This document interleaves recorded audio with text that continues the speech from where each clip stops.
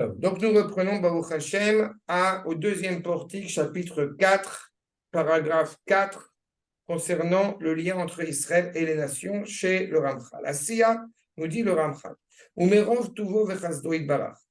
Gazar venatan makom afilu leanfei sharaumot. Vous vous rappelez qu'on avait expliqué qu'il y a un tronc et il y a des branches qui se greffent progressivement aux côtés, mais en fait, il ne faut jamais perdre quel est l'essentiel, encore une fois, qui donne vie à cet arbre. Et donc, les nations, évidemment, représentent des branches, des ramifications de ce tronc. Chez les Priratam, ou Maaseem, Yaakru, Atzmam et Shorsham, malheureusement, leur propre liberté, leurs propres actes vont les couper de la racine. Je repense à ce que j'ai eu l'occasion d'évoquer dans plusieurs plateformes, dans plusieurs endroits.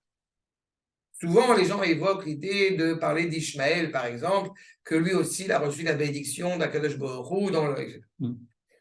Mais, à partir du moment où il a reçu cette bénédiction, mais vu les actes d'une cruauté extraordinaire qu'il a pu commettre, eh bien, il a perdu ce mérite par la même. Il me semble me souvenir dans la Torah que Dieu prévenait Ishmaël qu'il vivrait avec son épée, il serait cruel, c'était prévu. Enfin, il le savait, Hachem. C'est gros, mais j'ai déjà expliqué pourquoi il s'appelle Ishmaël, parce qu'on entendra les pleurs de Israël dans le futur. Et c'est pour ça que les Malachim voulaient justement que Akash Baruch Hu détruise Ishmaël sur le coup. Ce que Akash Baruch Hu n'a pas fait parce que Ishmaël faisait tshuvah et donc ce moment-là, il était opportun. Tu vois qu'il a été renvoyé avec Agar.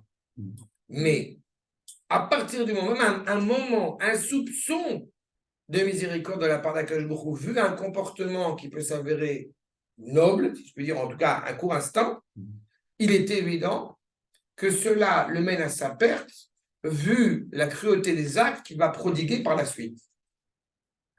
C'est-à-dire que même si effectivement il y avait un mérite quelconque, de toute façon, vu le contexte actuel, eh bien, ils se coupent automatiquement et, j'ai presque envie de dire, ils sont tragiquement mortels.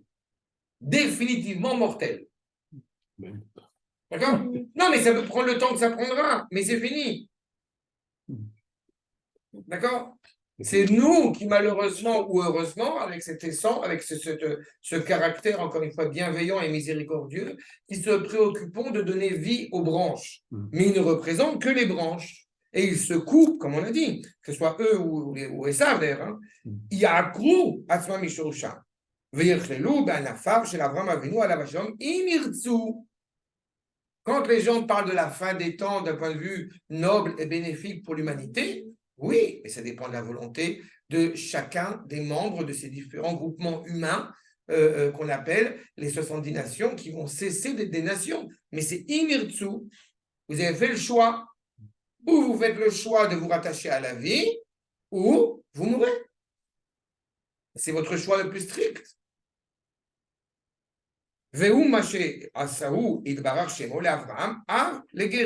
En cela, Avraham Avinu, justement, qui est donc le père de ceux, quand on dit de ceux qui vont se convertir, il faut toujours avoir en tête que de prime abord, il ne s'agit pas des convertis, c'est-à-dire faisant partie intégralement du peuple juif, mais de gens qui ont un comportement humain digne de ce nom.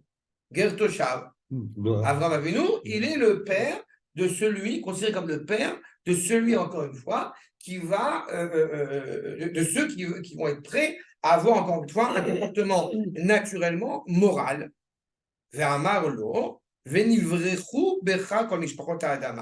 verset que j'apprécie, que j'affectionne particulièrement parce que tout est dit dans ce verset.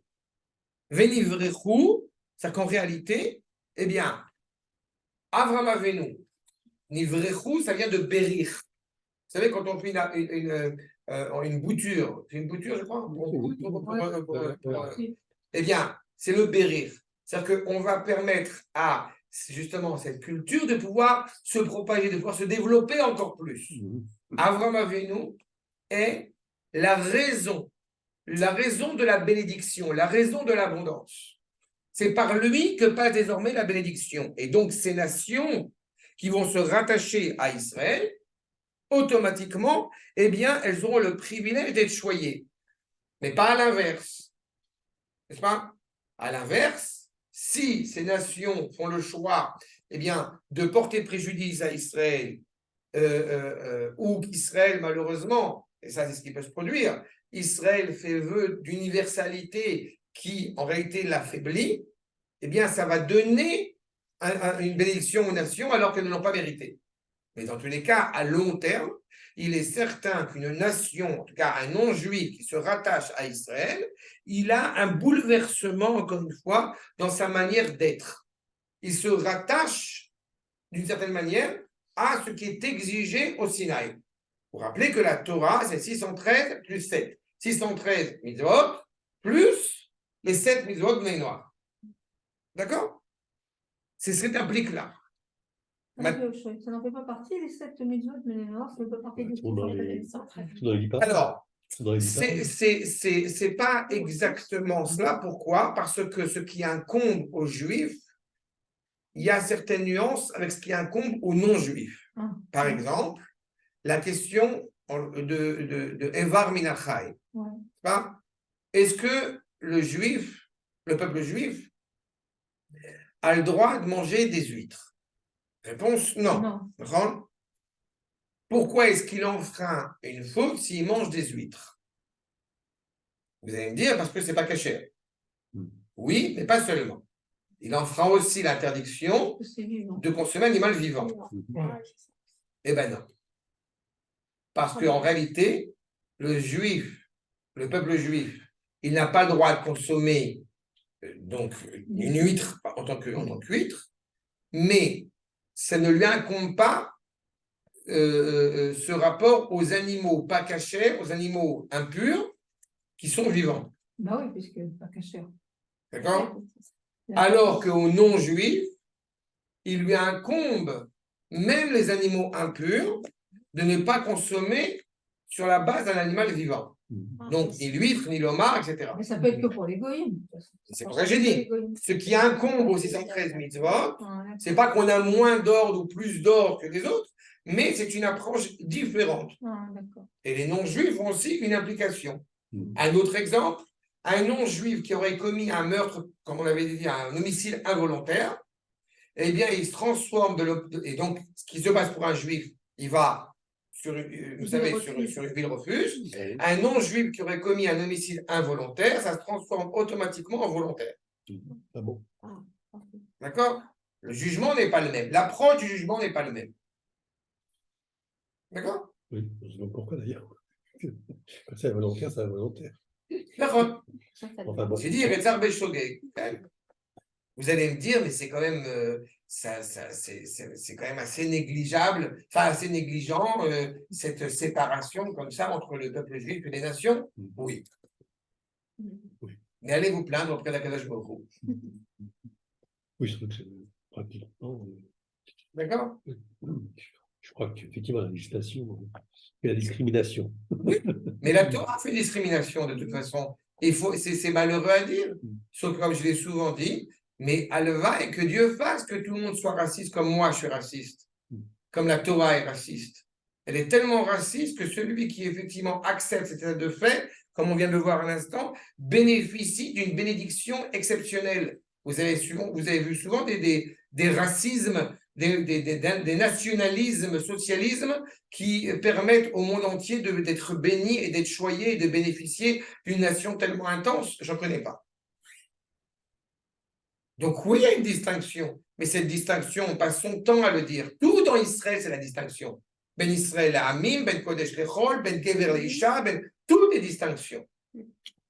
Mais cette distinction-là, elle n'est pas, encore une fois, si justement on était deux réalités qui seraient, comment dirais-je, en équilibre, qui seraient égales, comme on dit en français, eh bien, on comprendrait effectivement, on considérerait ça comme du racisme. Enfin, je vais dire autrement. Est-ce que Superman, c'est un homme mieux que les autres? Ah ouais. Mais Enfin, non, mieux, il a d'autres pouvoirs. Ah, mais c'est pas un homme. Non, déjà, voilà. C'est Superman. D'accord? Superman, hein. On l'appelle Superman parce que mais c'est déjà un homme qui vient d'une autre planète. C'est une autre réalité qui est distincte du reste de l'humanité. D'accord? Et bien, dans ce parallélisme-là, je me permets, oui, de le dire et je l'assume. C'est difficile même pour moi et même pour nous tous, encore une fois, de l'assumer, justement. Mais où on comprend que Israël, effectivement, est Superman, C'est les Juifs, Superman, tu sais. en plus, En plus. ou alors, en réalité, que ce qui est, et ce que laisse entendre d'ailleurs le Kuzari, enfin, Kuzari ne dit pas Superman, il dit qu'en réalité, la dimension d'Israël, elle est au-dessus de, justement, du genre humain. Enfin, justement, par sa nature à pouvoir prophétiser. Ça, c'est le Kuzari, Rabbi Dalevi. Mais on peut aussi amener à une autre conclusion, il me semble que j'avais déjà évoqué, cette idée qu'en réalité, eh bien, chez l'homme d'Israël, celui qui est ce peuple juif, il contient encore de manière presque, j'ai envie de dire, virginisée, originelle, le sens du projet divin à l'origine. Ce que les nations ont perdu, eh bien, Israël l'a conservé. Abraham l'a conservé. Il est ivri. Vous vous rappelez la notion de ivri? Il est d'un côté du monde quand le monde entier est de l'autre côté. Et il continue. Et c'est pour ça d'ailleurs que quand tu me fais la remarque tout à l'heure que tu n'es pas d'accord, c'est très bien. Je ne sois pas d'accord, mais j'ai raison. Et pourquoi j'ai raison? Parce que la Torah a raison. On a peur aujourd'hui de dire, encore une fois, la Torah est vraie, la Torah est juste, la Torah a raison. Je ne comprends pas pourquoi, je me casse la tête à essayer de comprendre pourquoi, mais c'est un postulat. Parce qu'on est traité de fanatique messianique. Pardon? Je pense qu'il y a des booms. Des booms. Oui, des booms. Mais c'est bien, encore plus d'études pour ça. Achat. Donc je poursuis. Vous voyez? Donc, Mishpachot Adama, Veulam, Imlo Ishtadel Beze. Si justement ces nations, Loïchtadlou Beze, elles ne vont pas faire un effort pour se rattacher à, encore une fois, ce qui est authentiquement bien, Isharu, Tachat Ilonoteem, Ashurshim, Kefi, Inyana Mativi. Qu'est-ce qui se passerait? Eh bien, ils resteront, j'ai envie de dire, dans un monde qui n'a pas de sens. Ils seront sous leur arbre, entre guillemets, et ils n'auront pas d'implication dans le sens de l'histoire. Vous voulez être sauvé, vous voulez, je vais le dire en chrétien, vous voulez sauver votre âme, rattachez-vous à Jésus. En vrai, donc, évidemment, ils ont fait une erreur colossale. Mais vous entendez que derrière cette phrase absurde, il y a ce qu'on est en train de dire maintenant, la avdil al faire avdalot. Vous voulez vous sauver, rattachez-vous au peuple juif. Ce qu'ils ont compris à sens individuel, qui en plus passe par le mythe, parce que c'est la mort, etc., ce qui n'est pas notre cas évidemment, eh bien, ils auraient dû le saisir dans sa dimension nationale. Vous voulez justement être épargné, réparer vos mœurs, réparer vos morales, par le biais, par le prisme d'Israël. En admettant, par exemple, qu'une personne accomplisse les 7 mitzvot bnei Noach, eh bien, elle ne sera pas considérée comme ayant accompli les 7 mitzvot bnei Noach, elle peut s'y approcher, mais elle ne les a pas réellement accomplis, tant qu'elle ne le fait pas au nom d'Israël. Ils vont dans ton sens, en se prétendant Vérus Israël. Oui, ils vont pas dans mon sens parce qu'ils ont exclu, c'est P12, encore. Mais, cela dit, oui, je me permets, vous le savez d'ailleurs, cet organisme qu'a fondé le Rav Cherki, il s'avère, ce n'est pas lui qui va vers eux, mais c'est eux qui sont aujourd'hui sont très éveillés et appellent le Rav Cherki, justement, dans ce processus qui est en place, et à ma grande surprise, vous avez aujourd'hui quelques milliers, voire même plus, de non-juifs qui sont très intéressés à, justement, mais très intéressés sincèrement, hein, pas des évangélistes, pas, très intéressés à, justement, parce qu'ils ont saisi la centralité, le cœur d'Israël, et ils ne veulent pas en profiter de manière très égoïste, au contraire, ils veulent pour, justement, eh bien, parfaire le bien de cette humanité, justement se soumettre à ces lois. Et quand on dit se soumettre, c'est un côté, encore une fois, très péjoratif, ce n'est pas le propos. D'accord? C'est clair ce point? Il y a maintenant beaucoup de non-juifs qui passent la guérine soldat et il veut se guérir, il veut dire, maintenant je suis dans la guerre, je vais mourir comme un Oui, moi, juif. ça, c'est encore autre chose. Ça, c'est un autre problème. Ne me rentre pas là-dedans. C'est encore un autre problème. Ok. Non, il y a cette réalité-là, mais cette accélération de la conversion pour devenir juif, là, encore une fois, c'est un problème de fond. D'accord? Je ne veux pas rentrer là-dedans parce que c'est vraiment un problème de fond. On a une mère qui s'est plainte, pourquoi est-ce que ma fille, ça on rentre dans des sujets. Là, je reviens sur ce que je disais tout à l'heure, sur la connaissance, encore une fois, sur l'émotion. On n'est pas juif émotionnellement. Et il faut arrêter. On est dans une génération où l'émotion, elle prend le pas sur tout. Si tu ressens, c'est vrai. Ben non. La Torah, encore une fois, elle est absolue, elle est éternelle. Et c'est difficile, je sais, à concevoir. Et encore une fois, je répète, j'en fais partie. Je ne m'exclus pas de cette humanité. On a tous un sentiment. Mais l'Aïrat Shamaïm, c'est ça. La crainte révérentielle envers Akadosh Baruch Hu, c'est ça. On n'est pas en mode, tant que je kiffe, je fais. Tant que je kiffe, j'accepte. Tant que ça me procure du plaisir, eh bien, j'applique. C'est très difficile. Achab, justement, qu'est-ce qui se passe pour les nations une fois clairement que le peuple juif s'est révélé, n'est-ce pas, et a reçu la Torah au Sinaï? Nous dit le Ramchal, Sarir Sheteda, Shekemo Shekalal, Toldot Adam, Mitchalek, Leilanot, Shurshim, Vatfehem, Imahem, Kemo Shekatavnu. On a bien compris en réalité que toute cette humanité, que toute cette création, elle est, j'ai presque dire, elle est programmée d'avance. Tout cela est mis en place. Chaque arbre, chaque culture, chaque branche, Kol Ilan, Veilan, Bifnatzmo. Quand on dit Kol Ilan, vous comprenez que c'est effectivement chaque nation. Mais ce qui est intéressant, c'est que le Ramchal a parlé de Ilan, il n'a pas dit Etz. Et on sait ce que ça implique. Tu peux me rappeler parce que C'est une sorte d'arbre. L'arbre qui est appelé Ilan est un arbre automatiquement fruitier. Ah bon? Alors que le Etz peut être un arbre fruitier, comme peut être un arbre non fruitier. D'accord. Quand on dit Ilan, en disant que c'est un arbre fruitier qui est comparé à une nation, vous comprenez que la justification de l'existence, la justesse de l'existence d'une nation dépend des actes qu'elle va commettre pour pouvoir faire avancer le monde un peu plus. D'accord?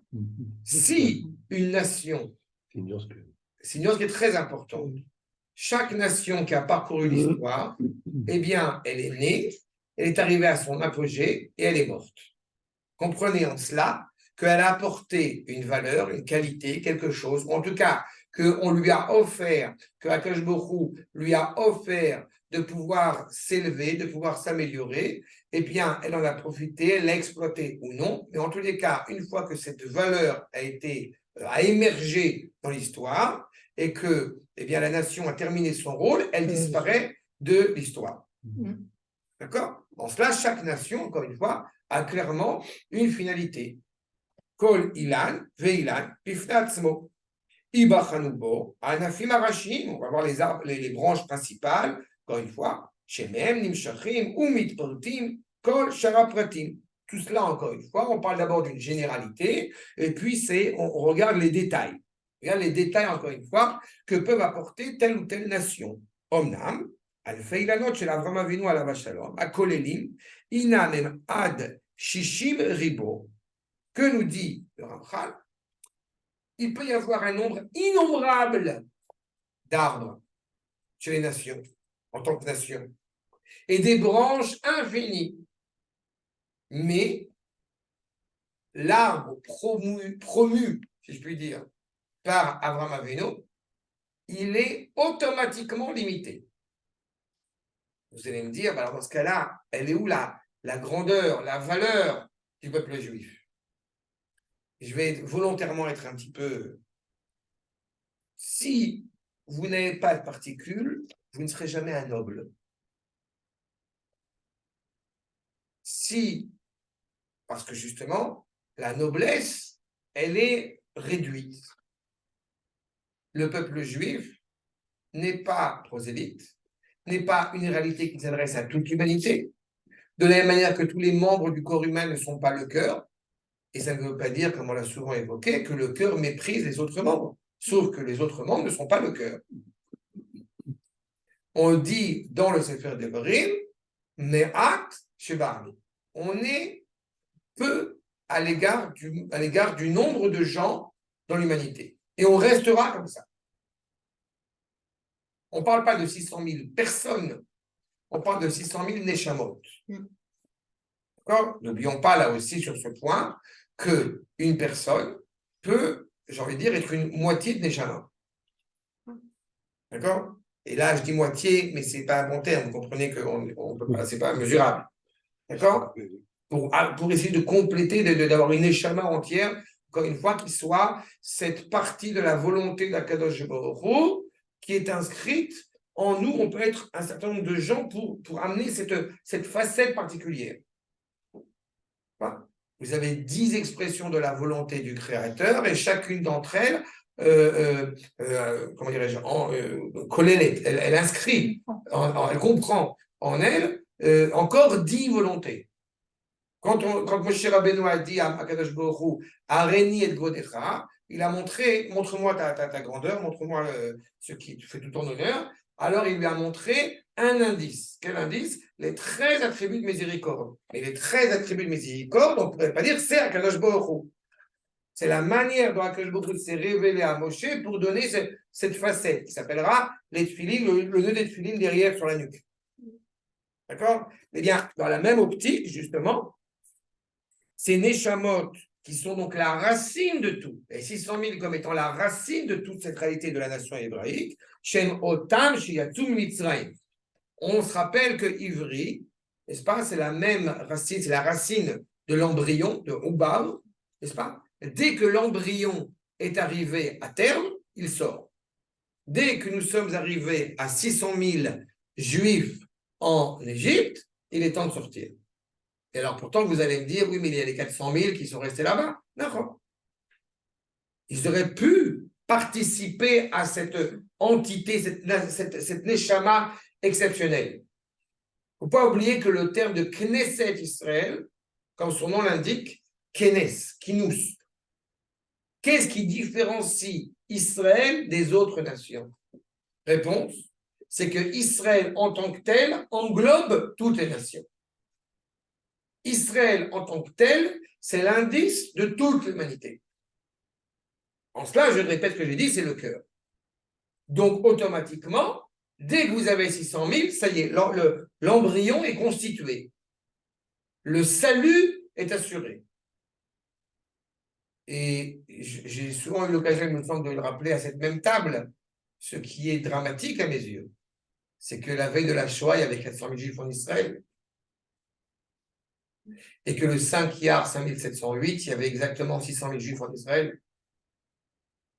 Donc il aurait fallu, et j'ose le dire, il aurait fallu qu'il y ait 200 000 juifs de plus la veille de la Shoah qui soient en Israël. Et l'histoire aurait été différente. C'est pas moi qui fais l'histoire. J'essaie d'y participer modestement. Mais vous comprenez à quel point, encore une fois, cette histoire est déjà entendue et déjà, quand on parle du peuple dans son entité, puisque s'il s'agit du sens de l'histoire, le sens des engendrements, c'est déjà assuré dès le départ. On ne peut pas laisser, on a presque envie de dire, on ne peut pas laisser dans les mains des hommes de gérer l'histoire, c'est trop dangereux. Voilà. Ils peuvent courir à leur perte. Comme tu as dit tout à l'heure dans les expériences scientifiques. Ce qui peut paraître terrifiant, justement. Regardez la suite. Donc, Mimitzraïm, venez cette même Aouma à Israélite. Au grand désarroi de David Ben Gurion, non, la nation hébraïque n'est pas née en Israël. La nation hébraïque est née en Égypte. Tu vois? Velahem, Nichleka, Eret Israël. Regarde. Je vous rappelle, une fois de plus, une fois n'est pas coutume, que la terre d'Eretz Israël, une terre de manière générale, elle est partagée en fonction de quoi? en fonction des réalités économiques, géopolitiques qui sont présentes sur le terrain. Un peuple, comment il naît? Il naît sur sa terre, un peuple, en tant que peuple, pas d'individu. Un peuple, il est défini en tant que peuple là où il est né. Donc, si on appartient au peuple juif, on a changé la conception rationnelle qu'on veut nous faire croire ou qu'on veut nous laisser entendre. C'est-à-dire, tu n'es pas juif, tu es tunisien, tu es algérien, tu es français, tu es polonais, tu es marocain. Je suis juif. Ok, ça veut dire quoi? Ah, donc tu appartiens à la religion juive. Non. Tu appartiens à une entité politique qui s'appelle le peuple d'Israël. Ok. Où est-ce que le peuple d'Israël a décidé que sa terre serait? A priori, là où on va se développer. Sauf que je vous montre à l'instant, et le Ramchal rappelle ce commentaire important, que le peuple juif est né en dehors d'Israël. Donc, pourquoi ne pourrais-je pas négocier, et ça répond à une question très importante, pourquoi ne pourrais-je pas négocier une parcelle de la terre d'Israël? Puisque si c'est ma terre, j'en fais ce que je veux. D'accord? Si c'est ma terre, j'en fais ce que je veux, je fais des négociations, on fait un référendum. Ce n'est pas notre terre, c'est la terre de Dieu. Lui nous l'a Je ne suis donnée. pas d'accord. Je pense que oui, c'est notre terre. Oui. Parce qu'on l'a reçue de lui. Regarde. À qui il a donné? Et comme, Au peuple juif. comment dirais-je, comme J'ai petite, reçu quelque chose. Vous entendez ce qu'il nous dit un jour? avec ça. La haine n'ichleka Eretz Israël, à ceux qui sont sortis d'Égypte, la terre n'a pas été donnée, la terre a été séparée, la terre a été d'accord, partagée. Donc il faut bien comprendre, il faut bien entendre ce qu'il est en train de nous dire ici. Réponse, la terre, elle m'appartient de manière absolue. Et du fait qu'elle m'appartienne de manière absolue, je n'ai pas le droit de la négocier. c'est ça, dans ce sens-là, on a la faculté de le faire parce qu'on est propriétaire, parce qu'on veut, c'est propriétaire, mais on se l'interdit. Non, je ne suis pas d'accord avec ce que tu as dit. Un Français qui réside en France, puisque son lien à la France commence et se termine de là où il est né et de là où il va mourir, donc cette terre n'est pas une appartenance absolue. C'est-à-dire qu'une fois que le Français va mourir après 120 ans, disons, eh bien, c'est fini. Il y a un héritage, il y a ce que tu veux, il y a un lopin de terre qui va revenir à ses enfants, et puis, éventuellement, mais il en fait ce qu'il veut. C'est pas? Il a fait. Comment s'appelle la Torah? Elle s'appelle Moracha. Comment s'appelle Eretz Israël? Moracha. Qu'est-ce que c'est que Moracha? Quelle est la différence entre Yerusha et Moracha?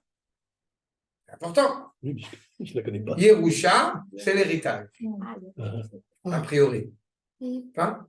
Moracha, les Chachamim nous mettent en garde et dit ne lis pas Moracha, mais Meorasa. Ça veut dire quoi? Ça veut dire que la Torah, on est fiancé avec elle.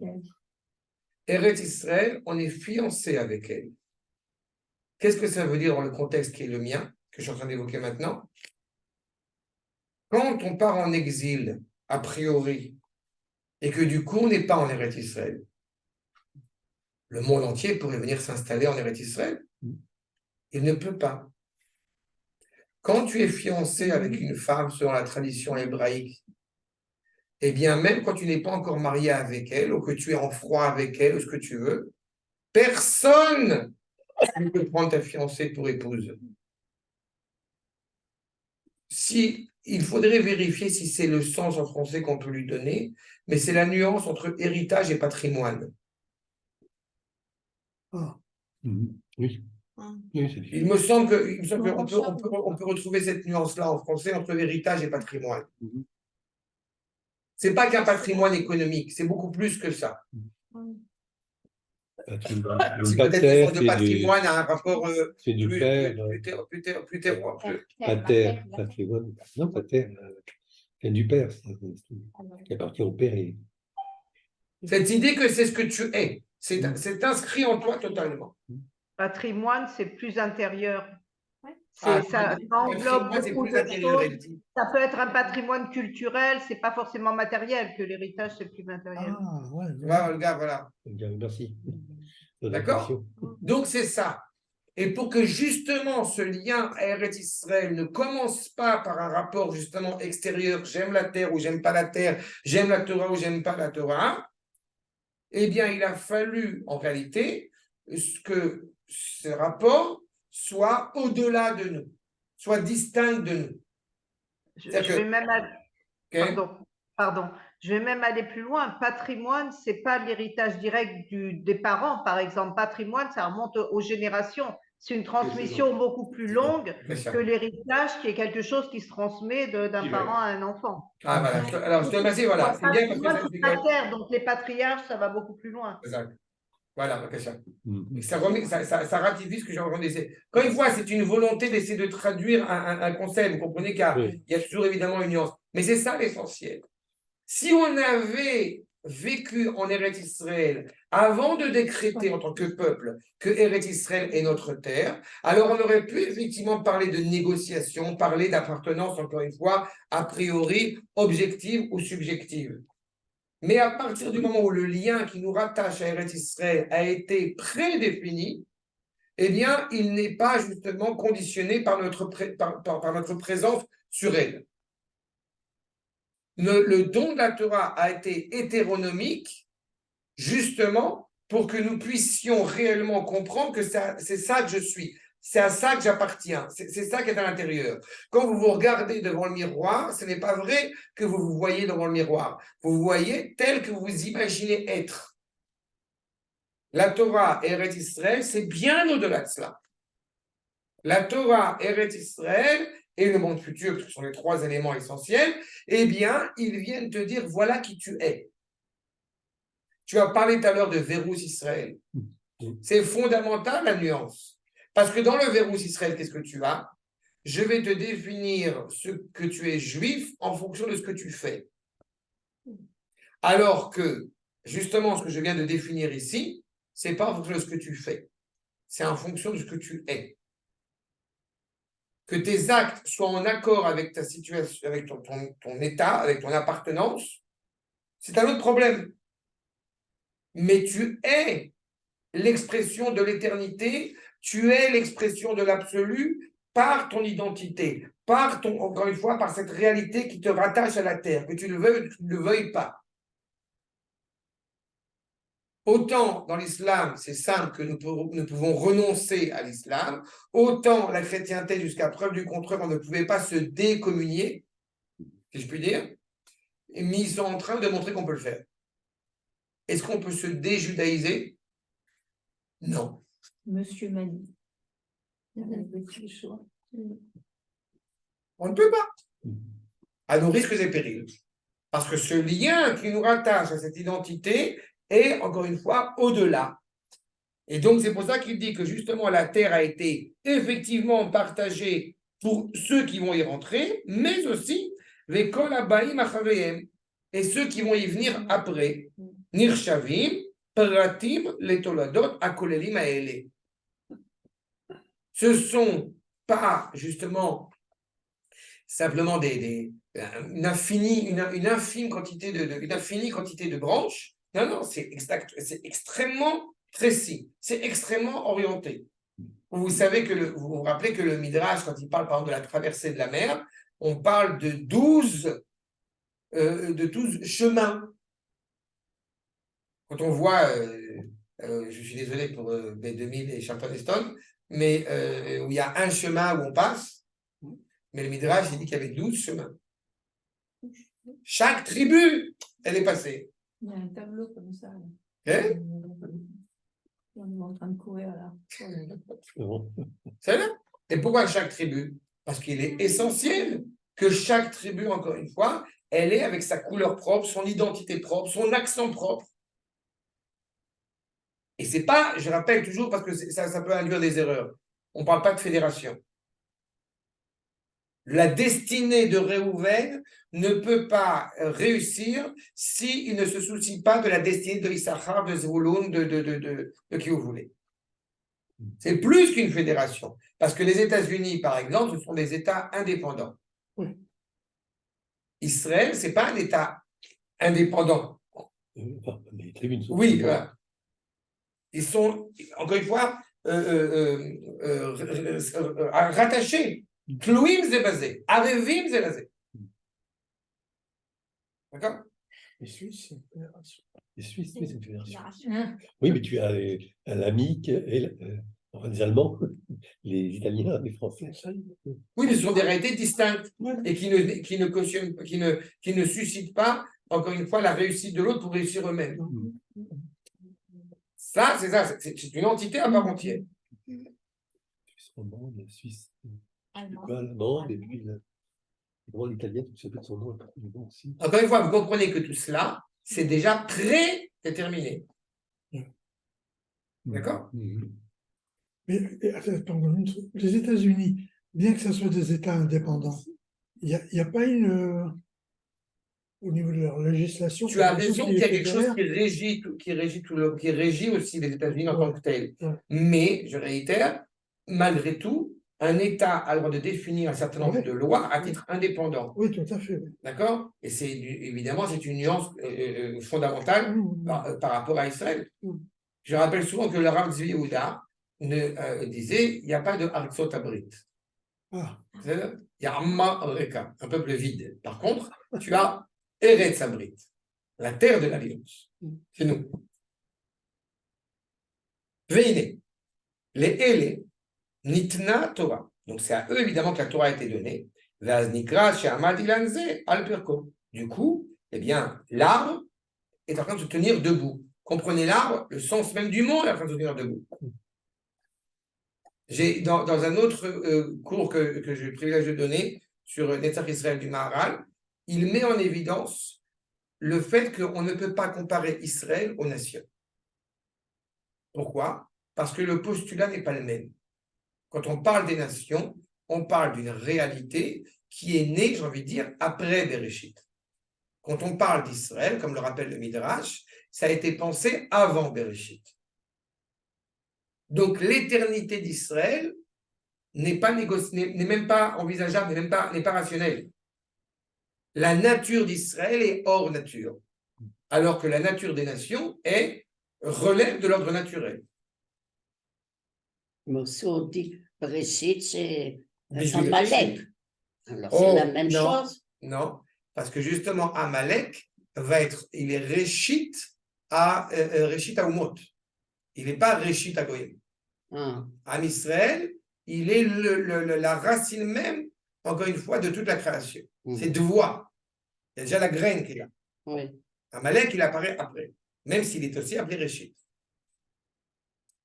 Veoula, Chesed Gadol, Asa Akadosh Baruch Hu, Im Kol HaUmot. Malgré tout, Akadosh Baruch Hu a été profondément bienveillant à l'égard des nations. Je vous rappelle que le Chesed, c'est un bien gratuit. Ils n'ont pas mérité d'exister et pourtant ils existent. Kol HaUmot, Shetaladinam, Odzman, Adzman Matan Torah. Le comportement absolument exécrable, idolâtre, dépravé de certaines nations jusqu'au don de la Torah n'est plus à démontrer. Et pourtant, Akadosh Baruch Hu leur a permis d'exister malgré tout. Jusqu'au don de la Torah. Pourquoi? Parce que jusqu'au don de la Torah, le monde éventuellement aurait pu s'améliorer, aurait pu, presque envie de dire, aurait pu devenir Israël. Aurait pu opérer en tout cas une réparation au monde. Il ne l'a pas fait. Je me permets de vous rappeler que quand les Akadosh Baruch Hu propose, tel qu'on connaît tous ce Midrash, propose la Torah aux nations, alors elle la refuse. Ça, c'est la version, j'ai envie de dire, visible de l'iceberg. Mais elle m'a rarement convenu, et j'étais heureux de voir la profondeur qui se cache derrière. À savoir, Akadosh Baruch Hu n'avait pas prévu de proposer la Torah aux Goïm. Simplement, il fallait montrer que la Torah ne convenait pas aux Goïm. Leur refus n'est que l'illustration de leur non-adéquation à l'égard de la Torah. Et la preuve, c'est que quand Akadosh Baruch Hu, il est inscrit noir sur blanc que le roi propose la Torah aux Goïm, les Goïm disent qu'est-ce qu'il y a dedans? Regardez bien la nuance, elle est essentielle. Et là, Akadosh Baruch Hu profite de l'occasion pour mettre le doigt sur leur pire défaut à chacun. Donc Akadosh Baruch Hu, encore une fois, n'est pas intéressé dès le départ à donner la Torah aux Goïm, puisqu'il va mettre le doigt justement sur ce qui leur pose problème. Le fond n'est pas vis-à-vis de l'acte qu'ils ont commis ou le méfait qu'ils ont commis. Le fond relève du fait que le roi te rencontre face à face et tu dis non. Qu'est-ce qui s'est passé pour Israël? Mais pour qu'on arrive à Naaseh Venishma, il a fallu, d'abord il y a eu Naaseh, Masha Hashem Diber, et il a fallu que le Ham Israël, Baruch Hashem, dise à Moshe Rabbeinu, je vais permettre de le rappeler, non, on ne veut pas de la Torah. Grâce à Dieu, le Ham Israël a dit non, on ne veut pas de la Torah. Ça vous semble étrange, d'accord? Oui, c'est pas fait. Bon, on attend la suite, ouais. Oui, je ne connais pas. Quand Moshe Rabbeinu était sur le Har Sinaï, je vous rappelle, c'est un cours que j'ai, mais c'est pas grave si je le répète. Hein, Oui, non, c'est pas grave. Moshe Rabbeinu est sur le Har Sinaï et Akadosh Baruch Hu lui a dit, quand Omar les Beth Yaakov, t'inquiète les Israël, là si tu vas parler aux femmes, tu vas parler aux hommes, Mamlechet Kohanim et Kadosh, une entité de pontife et un peuple animé, et un corps animé par la sainteté, voilà ce que tu vas dire aux Bnei Israël, au peuple juif. Que fait Moshe Rabbeinu? Il descend de la montagne, il parle avec les Chachmei Israël, les Ziknei Israël. De là, eh bien, c'est étrange puisque Akadosh Baruch Hu lui dit parle avec le peuple juif. Eh bien, nous savons pertinemment que pour que le peuple juif suive, il faut qu'il y ait les yeux de la nation, c'est-à-dire les Chachamim, les Rabbanim. C'était le cas au moment de la Géoula. C'est le moment au moment du don de la Torah, c'est le moment au moment où Herzl veut dire aux Juifs de revenir en Eretz Israël, c'est le moment quand il faut savoir si on doit récupérer des otages ou non, on se tourne vers des rabbanim, on se tourne vers des chachamim, et la problématique c'est qu'évidemment les rabbanim ont une lourde responsabilité, à la fois bienveillante, mais aussi malheureusement, ça peut être un drame. Le fait est, c'est que les chachamim, donc, entendent cette parole de Moshe, Veya'anu kol am yardav, Naaseh Hashem Diber. À ce moment-là, il n'y a pas Veyashivu, mais Veya'anu. Le peuple répond, mais il y a dans la réponse, parce que le terme de la'anot à la base, ce n'est pas seulement répondre, il y a une interrogation, il y a une difficulté. La'anot, ça vient de inouï, il y a une souffrance. Le peuple interroge Moshe en disant, nous ne ferons que ce que Akadosh Baruch Hu a dit. Comment je sais que ce n'est pas mon interprétation, mais simplement la lecture des versets? D'abord parce que Moshe Rabbeinu, la réaction qu'il a tout de suite après, c'est quoi? Veyashem et divrei ha'am et Hashem. Que fait Akadosh Baruch Hu? Il rapporte, vous remarquerez, c'est pas Veyahane, Veyashem. Il rapporte les paroles du peuple à Akadosh Baruch Hu. Et que dit Akadosh Baruch Hu? On laisse tomber, je vais descendre.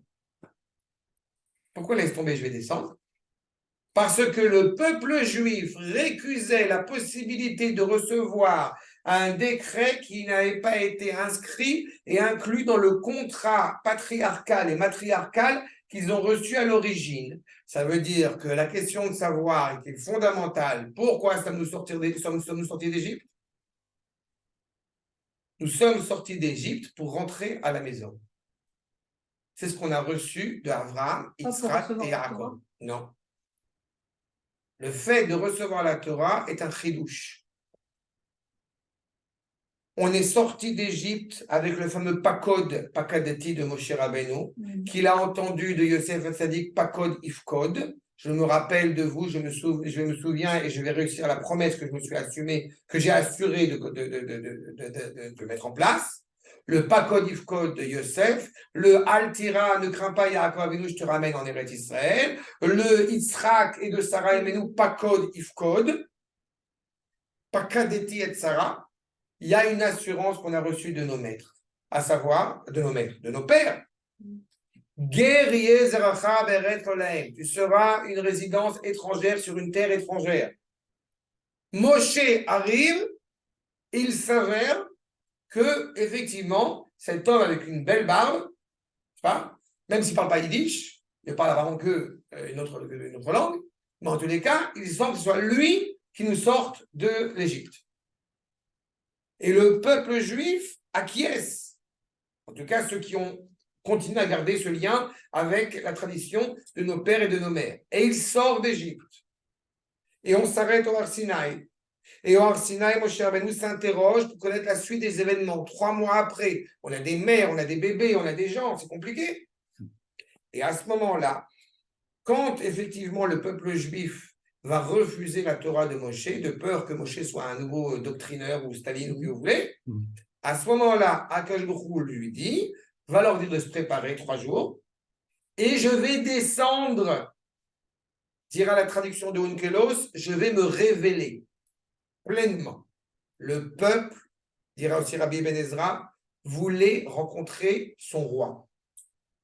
C'est à ce moment-là qu'ils s'entendent les voix, enfin, voient les voix. Justement, j'arrive. C'est ça. J'arrive au propos. C'est très important ce que tu soulèves maintenant. On pourrait se dire, ma fin, après tous les miracles qui ont eu lieu, regardez la force d'Am Israël. Les miracles, c'est un détail pour nous. Hein? Ça veut dire peut-être beaucoup pour vous, mais lui, c'est jouer du piano debout de France Gazan. Ah mal. Ah mal. Le Am Israël, il, justement, et c'est ce que dit le Rambam dans Ilchot Yesodei Torah, le Am Israël ne se fie pas au miracle pour recevoir la Torah. Et quand Akadosh Baruch Hu va descendre, et qu'est-ce qu'il dit? Un verset très important, quand il va venir, Vegam becha ya'aminu. Et en toi aussi, ils auront confiance. Oui, parce que, Pourquoi il y a le aussi? parce que peut-être qu'ils ont cru, ils n'ont pas cru en Moshe. Oh, il a fait. Donc, ça veut dire, c'est ça le sens du aussi. On a vu dans la Shiratayam, Veyaminu be'Hashem ou be'Moshe Avdo. Pendant tout le cheminement, ok, moi j'essaie de livrer, on est content, mais rien ne tant que je ne suis pas rentré en Eretz Israël, je ne sais pas si réellement, effectivement, on va arriver à cet apogée qui nous a été promis. Mais surtout qu'il n'y en a aucun qui est rentré. En plus. Et ça crée de lourds problèmes, bien sûr. Non, les femmes et les enfants. Les femmes, les enfants et la tribu des Lévites. Ok. Aval. Ils sont pas morts, La femme, les enfants et la tribu des Lévites.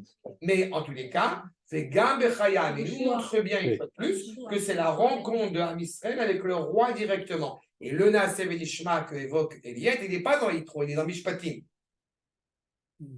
Et j'ai tout coutume de rappeler que ce n'est pas un hasard si la paracha de Yitro, elle est avant Mishpatim, bien que nos maîtres évoquent l'idée que la paracha de Mishpatim a eu lieu ou en même temps, ou même avant Yitro. Réponse, parce qu'on est rattaché à un idéal absolu, un idéal de vérité, qui dépasse l'ordre naturel, qui dépasse l'ordre biologique. On ne définit pas le lien à notre terre ou le lien à notre peuple ou le lien à la Torah en fonction des pérégrinations historiques et techniques. Et tant que nous n'avons pas saisi cela et qu'on se laisse aller à une compréhension naturelle des choses, nous serons dans l'erreur. Et bon, il y a l'exil qui a aidé malheureusement à ne pas comprendre ça comme il faut. Mais c'est ça qu'il est en train de nous dire.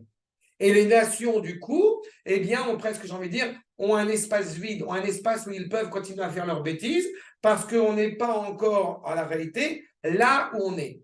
Et qu'est-ce qui se passe, comme dit le Midrash, quand on reçoit la Torah? Yarda Sina Laolam. La haine est descendue dans le monde. Parce que c'est vrai qu'avant, ils nous adoraient. Sauf que maintenant, elle a un nom. Elle a réellement un nom. C'est de dire, quand justement, on est celui qui donne sens au monde, qui donne sens à l'histoire, eh bien, on est anti-Shem. On est contre Shem. On est contre celui qui comprend, qui était prophète, qui comprend qu'il y a un sens à l'histoire. Et ceux qui prônent l'étendard, encore une fois, d'être rattachés à ce sens à l'histoire. D'accord? C'est ça ce qu'on va nous dire. Jusqu'au moment où il nous donne la Torah. Dès que le peuple juif est totalement intégré à la valeur, à la parole de la Torah, je n'ai pas dit encore qu'il fait tout comme il faut, mais qu'il est conscient que son noyau dur, son épine dorsale, c'est la Torah, le monde entier tombera. En tout cas, le monde qui n'aura pas pris les bonnes décisions. Et c'est ce qu'il nous dit. Regardez la suite. Vous voyez? Chez Tala Dinam, Od Azman Matan Torah, jusqu'au moment du don de la Torah. Qu'est-ce qui s'est passé juste avant le don de la Torah? Irzir Torah al-Kulam sheikabluha. Il a rendu la Torah à tous, qu'ils la reçoivent, qu'ils l'acceptent. Ve'im ayu mekablim ota, s'ils l'avaient reçue, Adan haya efshar lahem sheit'alu mi madrigatam ashfela. Ça veut dire que le fait que le peuple juif soit intimement rattaché à la Torah, c'est un fait établi. C'est un point de départ. Mais si les nations avaient reçu la Torah, elles se seraient élevées de leur bassesse. Alors là encore, ça suscite une interrogation. Après avoir maintes reprises évoqué que Dieu n'était pas juif, on est en train de découvrir que la Torah, elle non plus, n'est pas juive. Pour les mêmes raisons, pour les mêmes conditions. Hachem n'est pas juif, mais il s'est choisi un peuple. La Torah est l'expression de l'universel au sens le plus précis du terme. Je répète, c'est une expression aussi qu'il faut toujours avoir en tête, la nuance entre l'universalisme et l'universalité. L'universalisme, c'est en réalité imposer mes us et mes coutumes, mes mœurs à autrui. L'universalité, c'est d'accepter l'idée que dans ta différence, eh bien, il y a un certain nombre de critères moraux que tu pratiques, que tu appliques. La Torah, elle englobe tout le monde doit pratiquer la Torah. Tout le monde doit servir Dieu. Tout le monde doit accomplir les mitzvot. Le Ham Israël, il a son rôle face aux 613, les non-juifs face aux 7 mitzvot Bnei Noach. Si les non-juifs avaient accepté ces populations de non-juifs, non-israélites, non-israël, avaient accepté la Torah, alors ils se seraient élevés de leur bassesse. Non seulement ils la refusent, mais en plus de ça, il la récuse, j'ai envie de dire, avec une extrême cruauté. Les Keivan chez l'Oratsu, Az Nigmar Dinam Legamre. Vous avez jusqu'en 2248, si je ne dis pas de bêtises au niveau de la date, la possibilité de vous élever. Vous avez refusé, vous êtes fini. Cela veut dire que, y a-t-il quelque chose qui pourra sauver l'humanité? À l'échelle des nations, non. À l'échelle individuelle, oui. À l'échelle des nations, tous les empires qui se sont succédés jusqu'à aujourd'hui avec l'empire de Édom tombent et sont tombés l'un après l'autre. La seule solution, c'est effectivement de s'engager sur une voie cohérente qui est la voie morale, encore une fois, digne de ce nom. Et malheureusement, du coup, Venistam Asha'ar Bifenem Situm Shel Opticha. C'est fini, c'est fermé, c'est clos. Ils n'ont aucune possibilité d'ouvrir. C'est terrible. Quand on y réfléchit, ça peut paraître terrible. Oui, c'est sûr. C'est qu'encore une fois, je vais presque dire malheureusement, il n'y a pas d'espoir. Et en fait, il y en a un. C'est qui? C'est nous. Et les nations ont du mal à l'entendre. Pour le moment, en tout cas. Ve'arze, Nishar l'école ish. Vous voyez, cela dit, ça reste au niveau individuel. Nishar l'école ish va'ish, mina anafim bifratehem.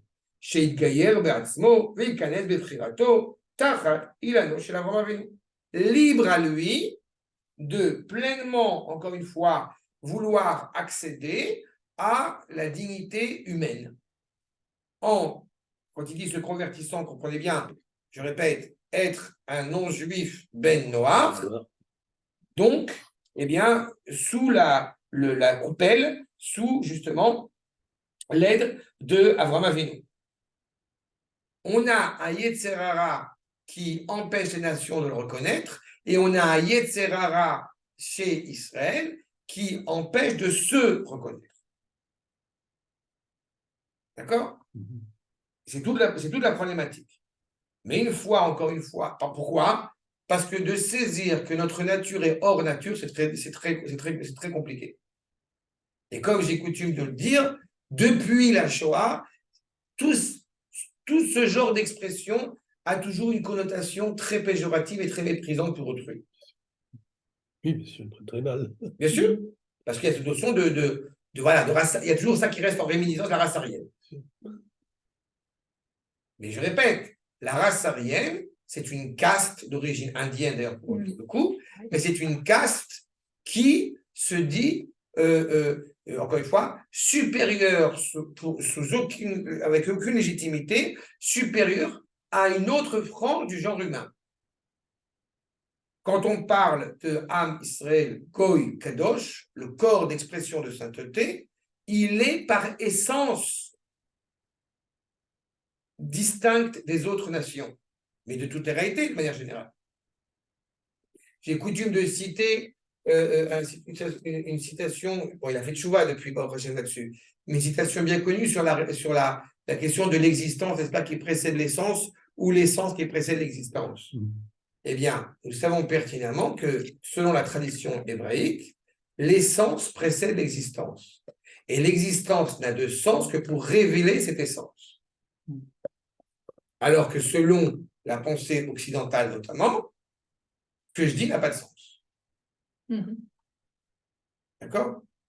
Puisque l'existence précède l'essence, c'est toi qui vas définir quelle est l'essence que tu t'es choisie. Je ne choisis pas d'être juif. Je ne choisis pas d'appartenir à l'éternité. Je ne choisis pas d'endosser ce rôle. De la même manière que si j'avais choisi au moment de rencontrer le roi, si j'avais choisi de recevoir la Torah, ce choix aurait été douteux. Pourquoi? Parce que l'humain est faillible. Et par conséquent, un jour je vais dire oui, je l'accepte, le lendemain, non, ça me fatigue aujourd'hui. Et ça vous rappelle de ce qui s'est passé. Qu'a fait Akadosh Baruch Hu? Il s'est engagé lui. Vous vous rappelez du référent là-dessus? Sur le viol? Oui, on a parlé, c'est la fois? Montagne Combesson. Non, mais oui, mais c'est plus que ça. Alors non, il faut que je le rappelle aussi. Vous savez que quand un homme prend avec violence une femme, il n'a pas le droit de la répudier. D'accord? L'image du don de la Torah, c'est une image qui est comparée au viol. Bien que, je vous l'ai montré tout à l'heure, bien qu'on ait émis le souhait de rencontrer le roi pleinement. Mais une fois qu'on a rencontré le roi, qu'on s'est réjoui de rencontrer le roi, donc ça y est, on a eu un Ariat Mekudeshet, à ce moment-là, le Khatan Akadosh Baruch Hu a pris son épouse avec violence. C'est l'image, c'est la métaphore qu'on trouve dans le traité de Shabbat. Alors, vous pourriez me dire, mais alors c'est terrible. Oui, mais ce qui est terrible, c'est pas nous, dans l'histoire. C'est que le Khatan, c'est presque Akadosh Baruch Hu est enfermé dans sa propre loi. Il ne peut pas répudier Israël. C'est un engagement que lui a pris.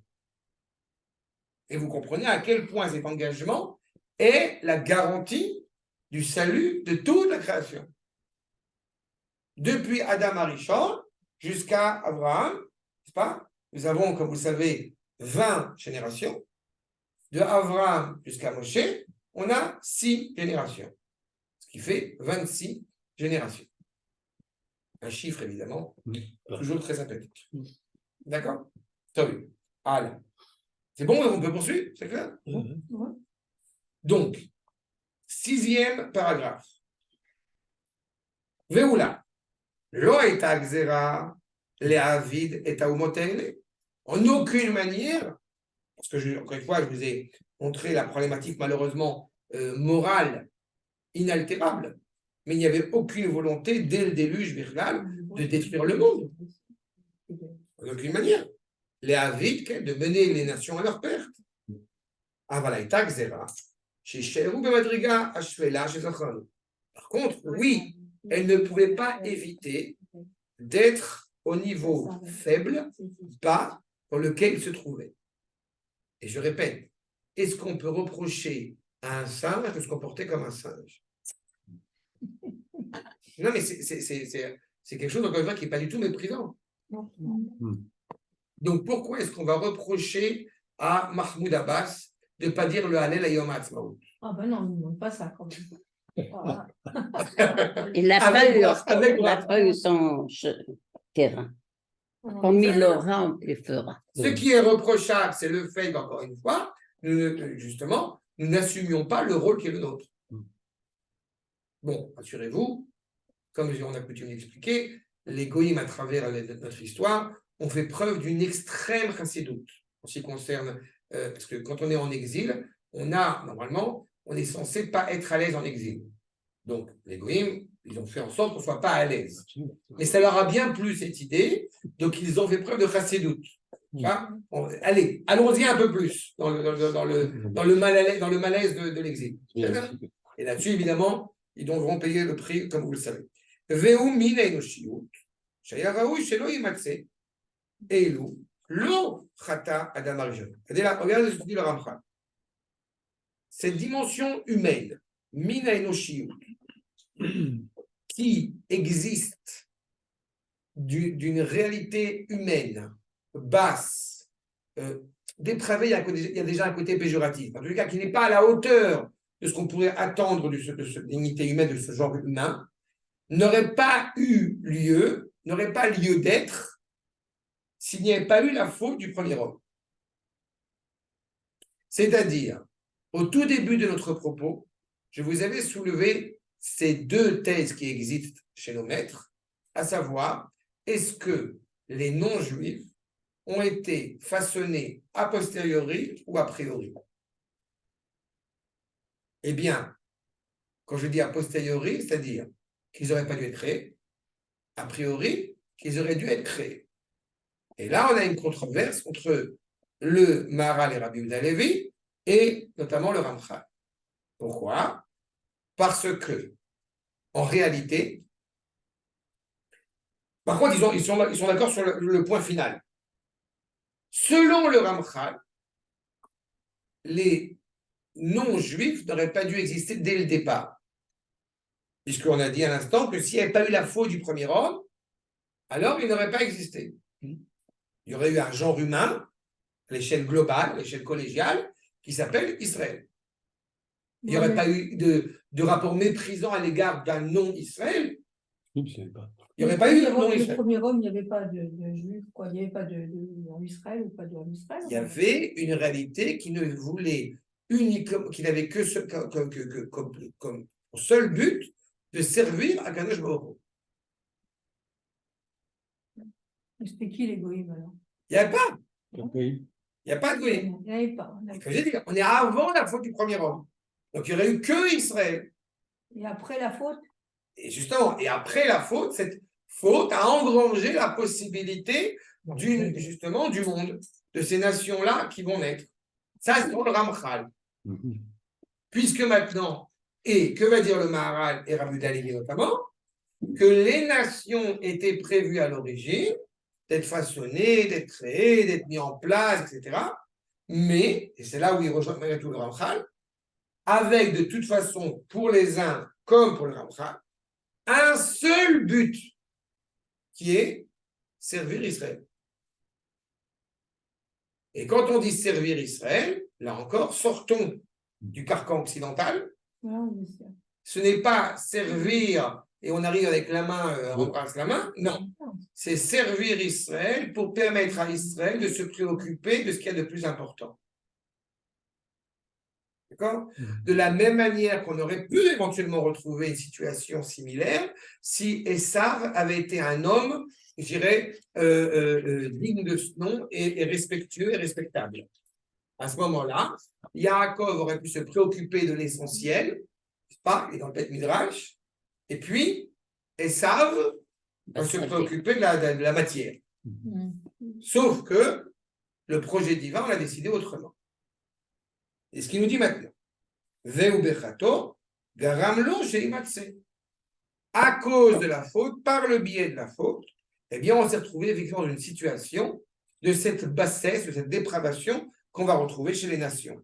Kevan, shehem befrina enoshit, ce ne sont que des êtres humains au sens biologique du terme.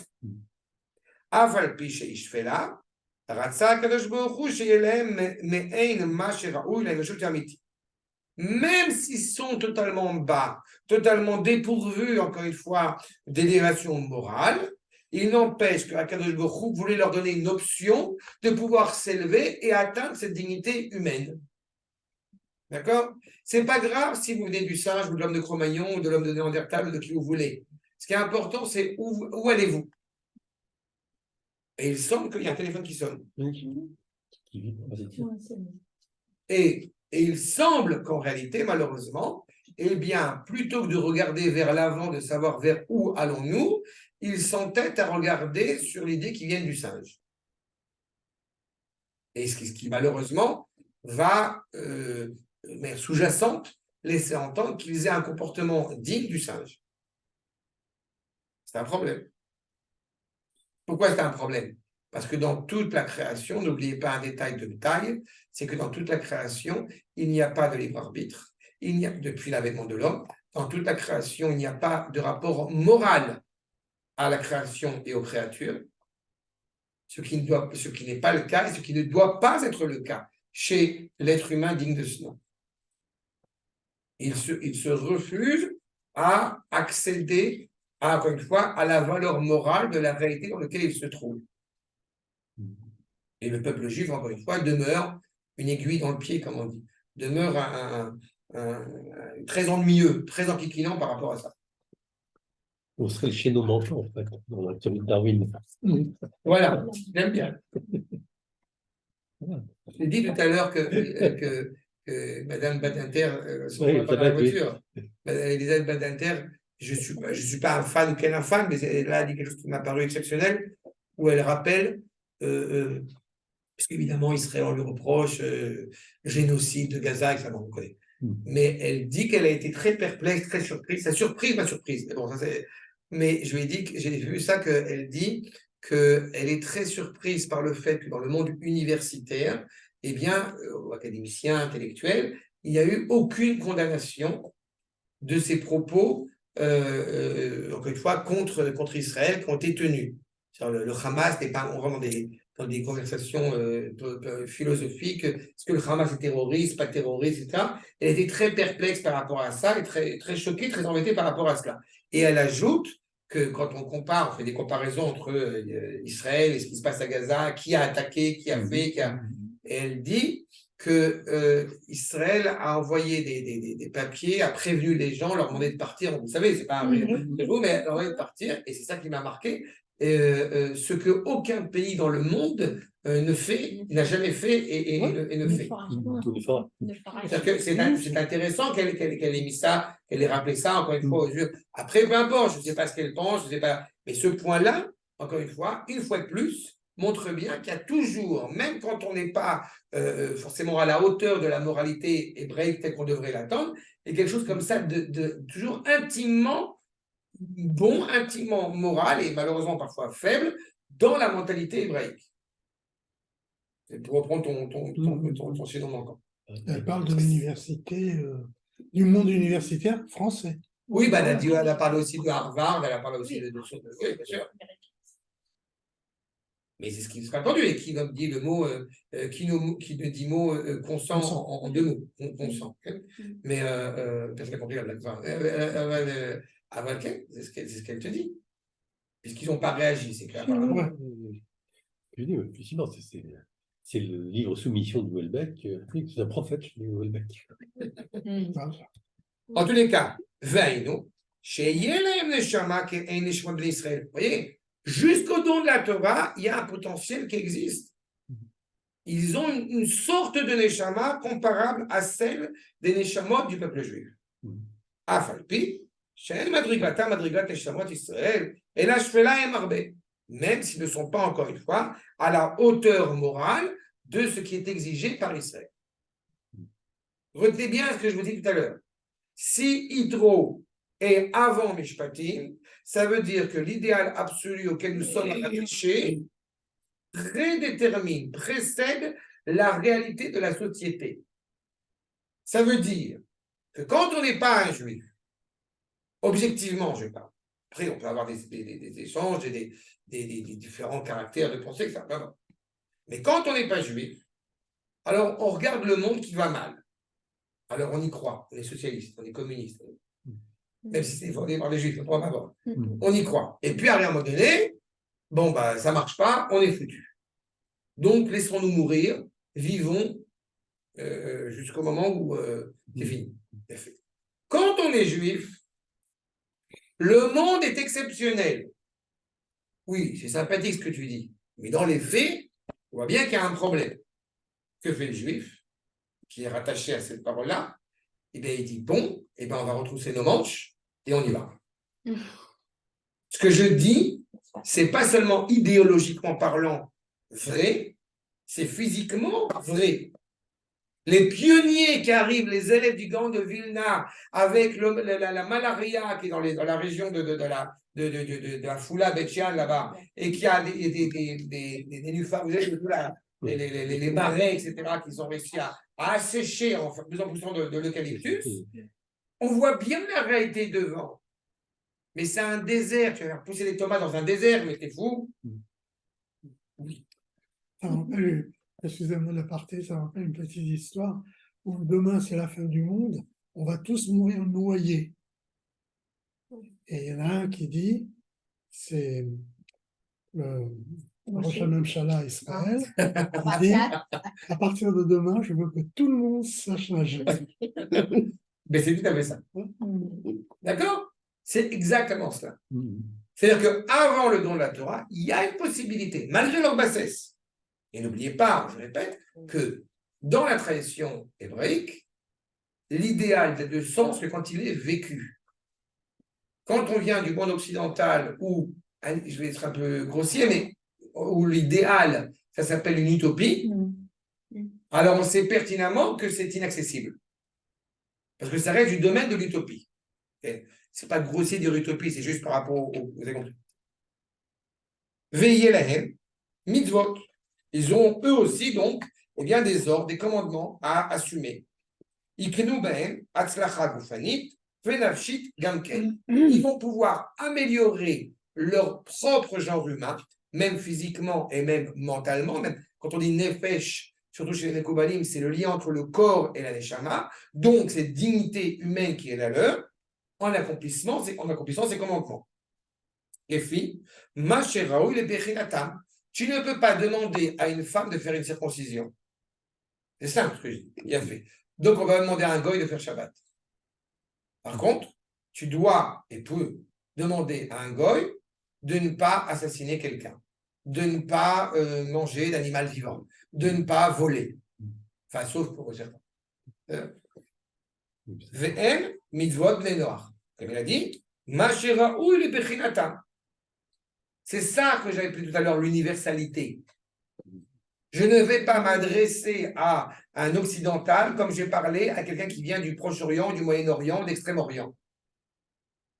Qu'est-ce qui se passe dans la chrétienté? Jésus, là, justement, vous allez dans n'importe quel pays, il a la tête de l'emploi. C'était ce film-là avec le clavier, vous savez ce film, qu'est-ce qu'on a fait au bon Dieu? Ah oui, sympa, oui. Et là-bas, il y a un noir. C'est chrétien. Et il va jouer Jésus. Ah. Et il y a un clavier qui lui dit, mais Jésus n'était pas... C'est exactement ça. Parce qu'on s'est habitué dans le monde occidental que Jésus, bah oui, évidemment, il a fait le... C'est un blond aux yeux Il a fait bleus. le brushing et les blonds aux yeux bleus. D'accord?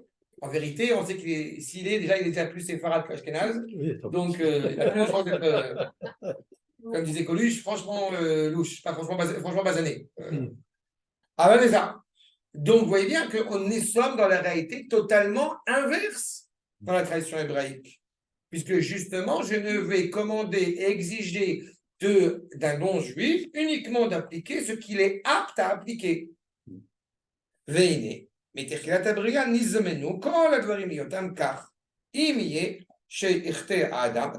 faut effectivement, dans le cas d'autant plus qu'il a fauté, que moi chez Nivreou, Kol Shara Ezekim Barnashim Al-Tnaï, ou Kemaram Zal, encore une fois, comme enseignent les Chachamim, c'est-à-dire que si effectivement il veut justifier son existence, il se doit d'accomplir ces 7 mitzvot. On pourrait appeler ça jusqu'au moment du don de la Torah au moins, on pourrait appeler ça une religion naturelle, c'est-à-dire un comportement humain digne de ce nom. On n'a pas besoin spécialement, encore une fois, a priori, je dis, d'être profondément élevé spirituellement pour comprendre qu'il faut bien se comporter socialement. Et pas pour des raisons sociales, mais pour des raisons purement humaines, pour des raisons fraternelles, encore une fois, qui existent entre les hommes. Je me rappelle d'un enseignement de M. Benjamin Gros, quand il disait justement que le fait que dans le mantra, la phrase, le proverbe bien connu en France de liberté, égalité, fraternité, n'est pas dans le bon sens. C'est parce qu'il y a fraternité qu'il y a égalité, etc. C'est parce qu'il y a égalité qu'il y a fraternité, parce qu'il y a fraternité qu'il y a liberté. C'est exactement ce qu'on doit attendre de cette humanité. Et comme elle, malheureusement, elle ne souhaite pas, pour des raisons, je répète, pour des raisons immorales, s'améliorer sur ce sort, donc elle n'a pas d'autre choix, hélas, que de courir à sa perte. Et quand je parle de morale, à chaque fois, c'est toujours fondamental de bien définir ces propos, on parle de morale, donc absolue, donc Dieu. Je prétends qu'il n'y a aucune nation qui soit apte à parler de moralité, parce que toute forme de moralité telle qu'elle est véhiculée par les nations, elle est relative à la culture environnante dans laquelle, encore une fois, elles évoluent. Et ce qui peut apparaître moral hier, mais n'est plus aujourd'hui, et vice-versa. Et c'est pour cela que la seule tradition qui peut réellement parler de morale, c'est la tradition hébraïque. Parce que cette morale, elle est intimement rattachée à la parole d'Akadosh Baruch Hu. Seul être, par excellence, digne à parler de morale, parce que c'est le bien dans toute la splendeur. D'accord?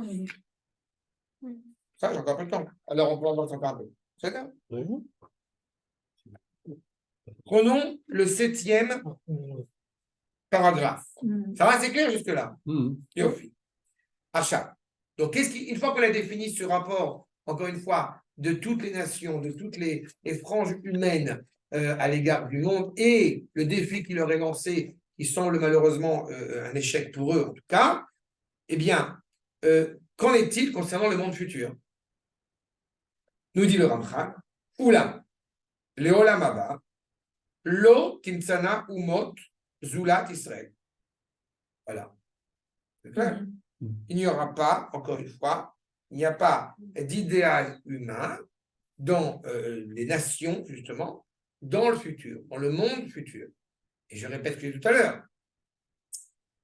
Puisque le monde futur, c'est de revenir à l'état de Adam Arishon, et voire même plus, l'état de Adam Arishon avant la faute. Donc, il n'y a pas de raison qu'il y ait des non-juifs. D'accord? Oui, d'accord, mais ce n'est pas méprisant sur les non, nations. Non, c'est le côté pratique. C'est-à-dire que les nations disparaissent avant que... Ah, tu veux? Non, c'est-à-dire, si elle meurt. Ouais. D'accord? Ouais, d'accord. Mais... On n'est pas obligé, c'est pas nous qui les tuons nécessairement. Voilà. Non. C'est bon. Ouais, non, pas. Moi, je te parle du réalité naturelle. Quand Israël, quand un juif est enterré, il sait pertinemment que quand un juif est enterré, il a les mains attachées avec un nœud qui peut se défaire. Pourquoi? Parce qu'au moment où il va se réveiller, il va pouvoir défaire le nœud. D'accord? Nous avons une pleine, pas croyance, pas... Non, nous savons, parce que c'est partie des 13 attributs essentiels de la confiance envers Akadosh Baruch Hu, à la différence de Esav qui a dit la semaine dernière, qu'est-ce que je m'en fous du droit d'aînesse, Anochi Olech Lamout. Quand il dit je vais mourir, ça veut dire qu'en réalité, il dit bien qu'il est hérétique à l'égard de la résurrection des morts. Donc, par conséquent, il est clair que l'héritage, la suite, le patrimoine, pour reprendre mon terme tout à l'heure, de l'identité hébraïque, ne peut pas passer par Esav. Esav, comme vous le savez, ne vit qu'au présent. Le monde, en s'élevant moralement, il ne le fait pas parce qu'il y a un intérêt quelconque, il le fait parce qu'il y a un devoir à améliorer le sort du monde dans lequel nous vivons actuellement. Une fois, prenons un exemple d'un homme très digne, une fois que Yitro a terminé son rôle, il est parti. Et pas une seule seconde, on a vu Moshe ou même le peuple juif qui sont méprisants à son égard. Il a accompli son rôle. On voit dans la parasha de Mishpatim, quand il donne un conseil à Moshe, Et on voit dans la paracha de Shoftim, dans le Sefer Devarim, où il rappelle ce conseil de Yitro sans rappeler le nom de Yitro. Et pourquoi il ne rappelle pas le nom de Yitro? Parce que ça y est, c'est pas nécessaire. Il fallait une nation, il fallait un non-juif de l'extérieur pour pouvoir rapporter cette note, cette étincelle que, encore une fois, on n'aurait pas pu saisir. Pourquoi était-il nécessaire dans la même optique de partir en Égypte? Parce qu'il fallait apprendre de cette civilisation la plus grande, la plus importante à l'époque, de construire le cadre, le carcan d'une nation. Et il semble que si on n'était pas passé par là, on aurait du mal à l'apprendre, à comprendre comment mettre en place une structure. Le Chafetz Chaim dira pourquoi est-ce qu'on était en Allemagne, pourquoi est-ce qu'on est parti à la guerre. C'est important d'apprendre l'art de la guerre, pour que quand on revient en Israël, on sache se battre. Le Chafetz Chaim. D'accord, etc., etc. Ça fait toute cette culture-là qui a encore une fois été véhiculée. Une fois qu'elle a accompli son rôle, elle disparaît. Elle disparaît. Donc seule la nation hébraïque, évidemment, va pleinement résider. Ou les Nefesh, Chassidé ou Motaola, Inaten Metziou, Befrina Nosefet. Oh, ça veut dire qu'en tant que nation, il n'y a plus lieu d'avoir une autre nation qu'Israël. En tant qu'individu isolé, Yechidim, Chassidim, Inaten Metziou. C'est-à-dire qu'il pourrait tout à fait avoir une réalité, encore une fois, supplémentaire, qui vont continuer à avancer, à s'améliorer, à parfaire le monde, parce qu'ils l'ont mérité. Et Frinan, c'est fait, Venispachat à l'Israël Atzma, qui demeurera au service d'Israël. Encore une fois, on n'a pas besoin d'un Shabbos Goy, c'est pas ça la question. Mais je répète, ces hommes dignes de ce nom, qui connaissent leur rôle, eh bien, seront respectés et honorés à ce titre. Je sais que je vais utiliser une image qui peut paraître péjorative, mais ce n'est pas du tout mon propos pour le coup. Le chien est le meilleur ami de l'homme. Mais il n'y a rien de plus scandaleux, et Dieu sait combien j'aime les chiens. Je le dis vraiment, j'adore les chiens, ce n'est pas la question. Mais rien de plus scandaleux et de plus terrible quand on arrive dans certaines sociétés ou dans certains foyers où cette expression n'est plus exacte, où ce n'est plus le chien qui est le meilleur ami de l'homme, mais l'homme qui est le meilleur ami du chien. D'accord? Vous comprenez ce que je veux dire? Et il me semble, encore une fois, que c'est quelque chose de très important. Donc, quand on parle comme ça, et je dis là, vous dites, avec tout le respect, encore une fois, d'autant plus qu'on a pour un Ben noir qui était comporté dignement. Il faut que chaque chose soit à sa place.